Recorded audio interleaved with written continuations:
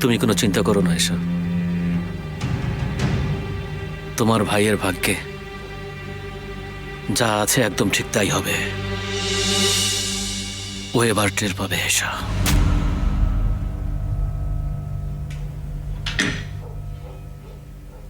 আরে তুমি তো ফুলের মতো পবিত্র, তোমার সাথে এমন হতে পারে না। তুমি এই অন্ধকার জগতের বাসিন্দা না।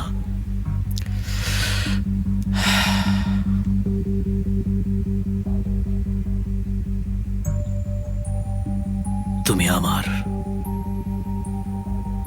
কিন্তু এখনো জানো না।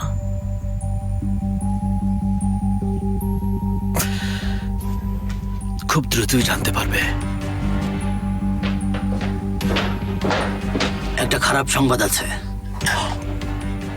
আবার কি হলো এহসান? যে গুলিটা করেছিল মোস্তফা তাকে খুঁজে বের করেছে। এটা আবার খারাপ হলো কিভাবে? আরে এটা তো খুবই ভালো সংবাদ। মানে কি? যদিও সব বলে দেয়। বলতে দাও, ও বলুক যে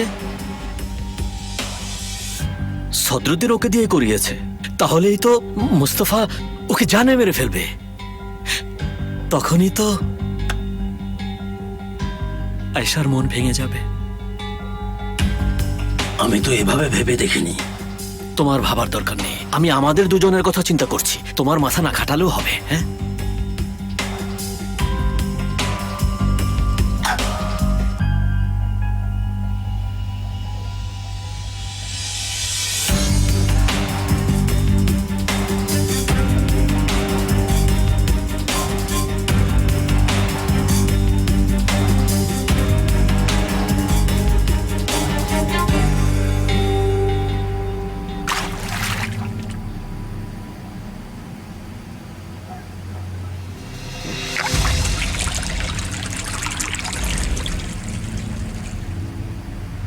শ্বাস নাও জোরে।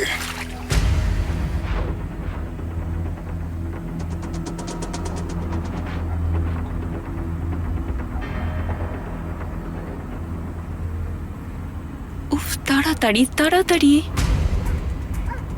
এখনো কাজ করছে না। ও তো কথা বলা শুরু করে দেবে। ও সদরুদ্দিনের নাম বলে ফেলবে। বলো, আমাকে শুধু তুমি একটা নাম বলো। কারো কাছ থেকে কোনো অর্ডার নেইনি। দেখো বাবু, তোমার এখনো মৃত্যুর বয়স হয়নি, কিন্তু মনে করিয়ে দিলাম আর কি।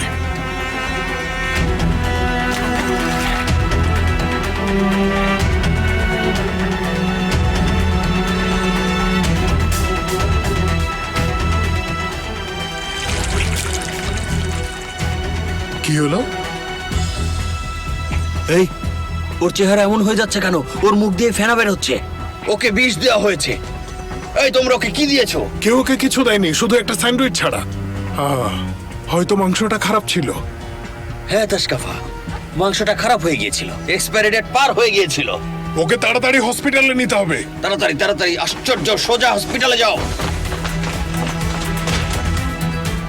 এই, ও যেন মরে না যায়, সাবধানে আচ্ছা খেয়াল ভাই। রেখো, মরে যেন না যায়। সাবধানে নিয়ে যাও। কাজ হয়ে গেছে, কাজ হয়ে গেছে। হ্যালো রেবেকা, কাজ হয়ে গেছে। গতরাতে ইস্তাম্বুলে ঘটে গেছে এক ভয়ঙ্কর ঘটনা। 4 জন কুখ্যাত মাফিয়াকে নির্মমভাবে খুন করা হয়েছে। তদন্ত চালিয়েও খুনির সন্ধান পায়নি পুলিশ। আশঙ্কা করা হচ্ছে সংঘাত আরো বড় হতে পারে। ও মনে হচ্ছে কেউ একজন ভালোভাবে আগুনে ঘি ঢালছে সেরভেত। যেই করুক, লোকটা সত্যি ভীষণ সাহসী।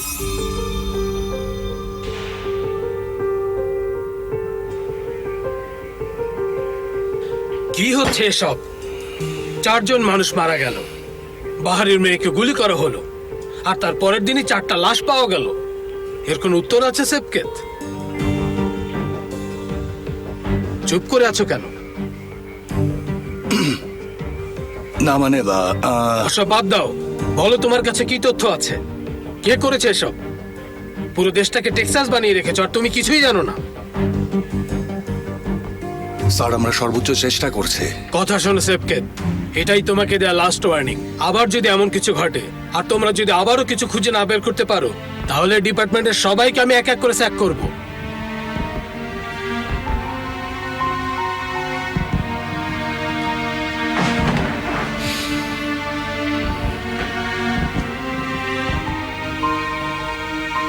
ওকে স্যার, চিন্তা করবেন না।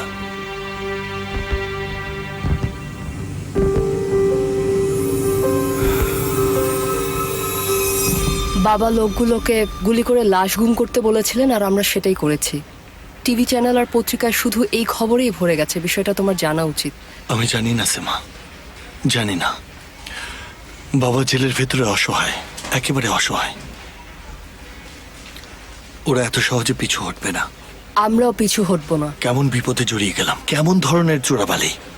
যতই বের হওয়ার চেষ্টা করছি ততই ডুবে যাচ্ছি। আমার বাসায় কিছু কাজ আছে, আয়শাকে একা রেখো না, ঠিক আছে? ঠিক আছে, চিন্তা করো না। সে সারা রাত ঘুমিয়েছে, এখনই দেখে আসছি। ওকে।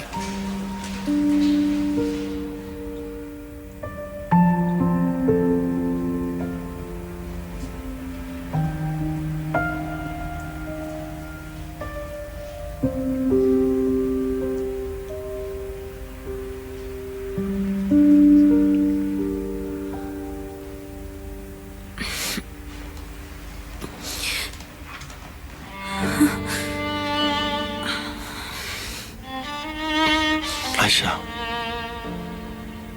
আয়।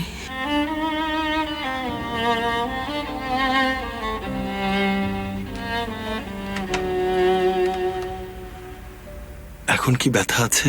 ঠিক আছো? আর কোনো উপায় আছে?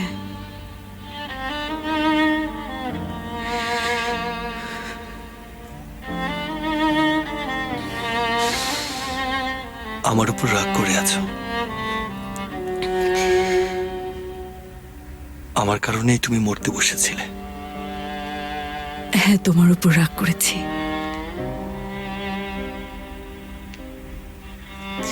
কিন্তু এই জন্য না যে তোমার জন্য আমি মারা যাচ্ছিলাম। রাগ করেছি কারণ তুমি নিজেই প্রায় মরতে বসেছিলে।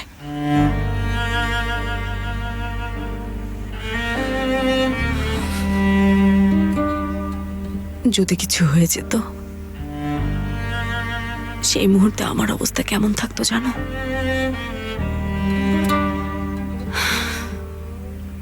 তোমার সাথে না হয়ে ঘটনাটা আমার সাথে ঘটলে ভালো হতো।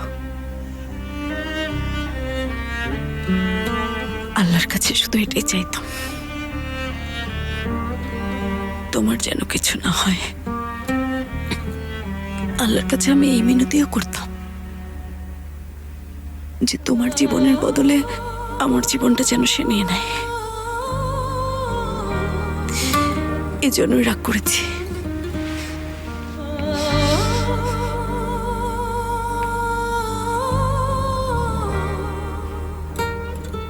তুমি ঠিক। আমি ঠিক। আমি সবসময় ঠিক বলি, কিন্তু তুমি সেটা দেখতে পাও না।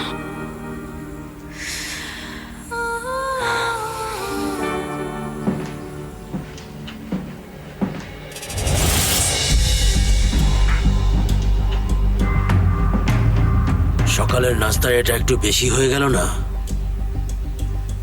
তাতে কি হয়েছে? আমি শুধু একটু রক্ত দেখতে চেয়েছিলাম। আপনার তুলনায় আপনার বাবাকেও স্বাভাবিক মনে হতো।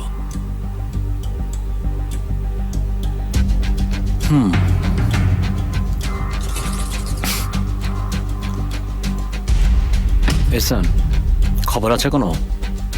হ্যাঁ, আয়শাকে যে গুলি করেছিল তাকে হাসপাতালে নেওয়া হয়েছে। তার অবস্থা খারাপ। সে কি মোস্তফার বিরুদ্ধে কিছুই বলতে পারেনি? যেহেতু সদরুদ্দিন বেঁচে আছে তাই সে কিছুই বলতে পারেনি।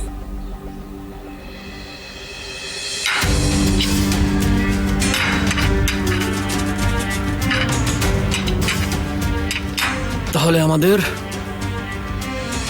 অন্য কিছু নিয়ে ভাবতে হবে।